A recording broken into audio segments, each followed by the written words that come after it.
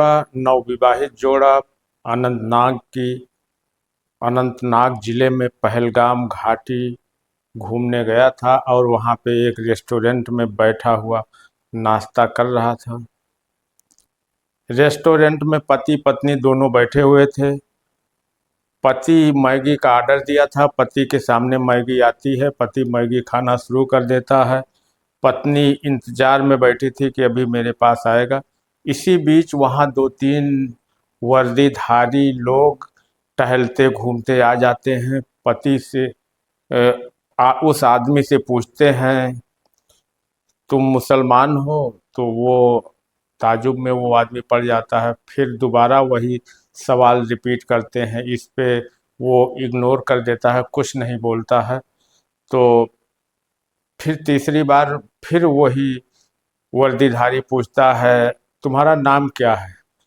तो फिर वो आदमी झुंझलाहट में थोड़ा सा बोल देता है, मेरा नाम शुभम द्विवेदी है, क्या कर लोगे? इसी बात पर वो अपनी राइफल उठाता है वर्दीधारी और तड़ातड़ गोलियों की तड़तड़ाहट से शुभम द्विवेदी को भून देता है वहीं पे। पत्नी उसकी रोने चिल्लाने लगती है। वो बोलती है कि जब पति को मेरे मार दिया तो मुझे भी मार दो, मैं जी कर क्या करूँगी। पहलगाम की खूबसूरत घाटी जहाँ लोग घूमने जाते हैं और वहाँ एंजॉय करने जाते हैं, टहलने जाते हैं, उस खूबसूरत घाटी में ये घटना 22 अप्रैल को ये घटना घटित होती है। दोपहर में 2-2:30 बजे का वक्त रहता है। और दोस्तों, कितनी दर्दनाक घटना ये घटना है, आप इसका अंदाज़ा नहीं लगा सकते हैं। फिर जब वो पत्नी रोने चीखने चिल्लाने लगती है कि तुम मुझे मार दो, उस आतंकी से बोलती है कि तुम मुझे मार दो, तो वो बोलता है, जाओ तुम मोदी से बता देना, जो करना है कर लेंगे। वो आतंकी फिर मोदी को चैलेंज करता है, मोदी को बता देना, जो करना है कर लेंगे। तो दोस्तों नमस्कार, आप देख रहे हैं न्यूज़ 12 सभी तक चैनल। आप सभी का स्वागत है। घटना कुछ इस प्रकार की है, आपने इस घटना के बारे में बहुत सारी बातें सुनी होगी। सिलसिलेवार मैं इस घटना का जिक्र कर रहा हूँ, वीडियो में प्लीज़ अंत तक बने रहिएगा। घटना कुछ इस प्रकार की है। पहलगाम की खूबसूरत घाटी में लोग टहलने जाते हैं और गर्मी के मौसम में खासकर लोगों की का भीड़ रहती है। वहाँ पे पूरा जमावड़ा लगा रहता है पहलगाम की घाटियों में। और पहलगाम की घाटियों में इसलिए भी लोग जाते हैं कि वो भारत का मिनी स्विट्जरलैंड आप कह सकते हैं उसको। बहुत खूबसूरत घाटी है पहलगाम की। और वहाँ इस गर्मी में लोग वहाँ एक आप जन्नत कह सकते हैं, जन्नत का नज़ारा रहता है पूरा। तो लोग वहाँ जो भी इस समय कश्मीर जाते हैं तो बहुत सारे लोग वहाँ घाटी में घूमने जाते हैं।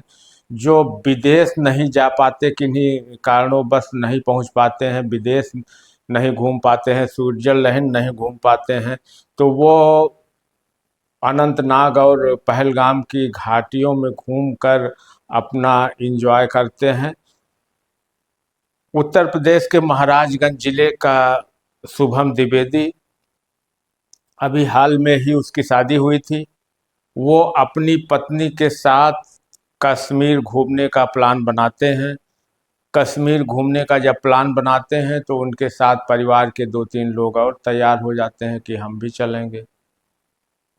ऐसे होते होते उनके परिवार के 9 लोग तैयार हो जाते हैं। शुभम द्विवेदी के परिवार और आसपास के 9 लोग तैयार हो जाते हैं उनके साथ जाने के लिए।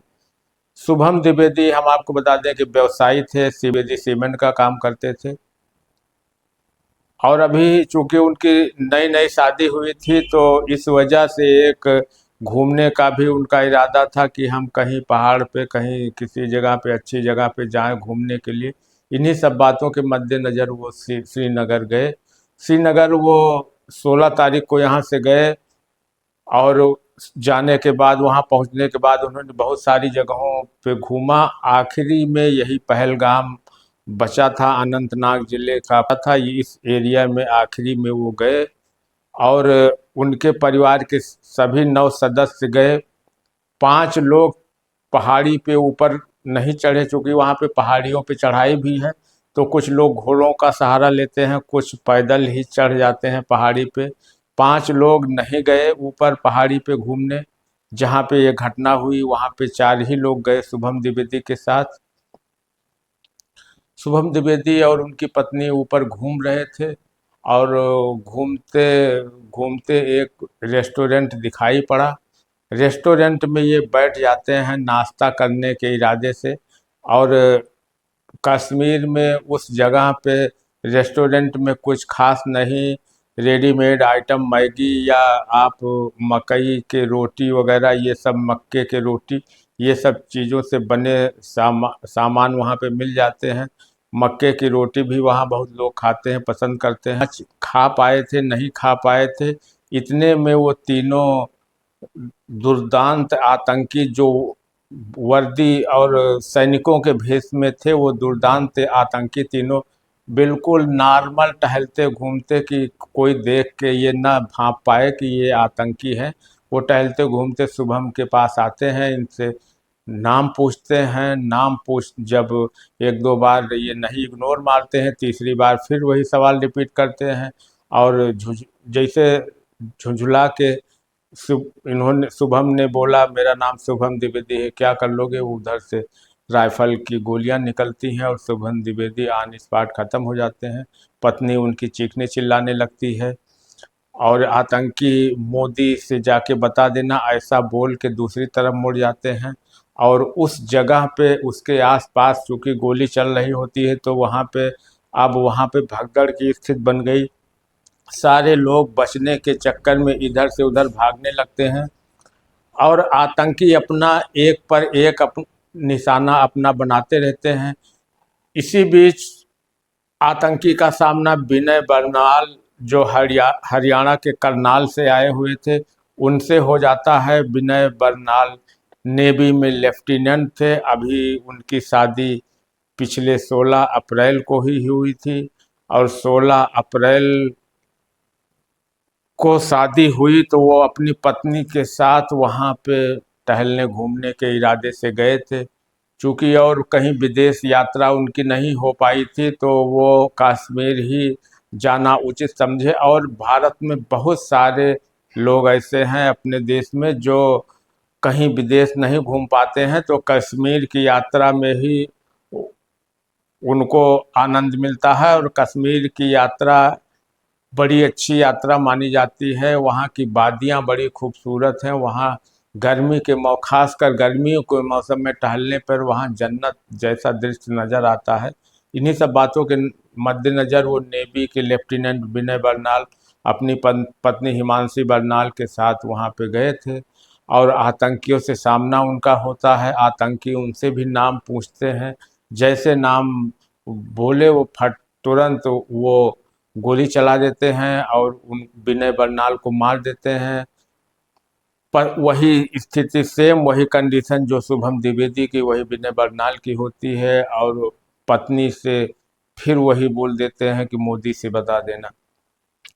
तो आतंकी एक पर एक नाम पूछकर तड़ातड़ मारते जा रहे थे और आतंकी ये महिलाओं के रोने चिल्लाने पे ये बोलते जा रहे थे मोदी से बता देना। तो कहीं ना कहीं ये मोदी सरकार और भारत सरकार को बराबर चैलेंज भी दे रहे थे। उनको किसी भी चीज़ का कोई डर या भय ऐसी कोई उनके जेहन में नहीं था।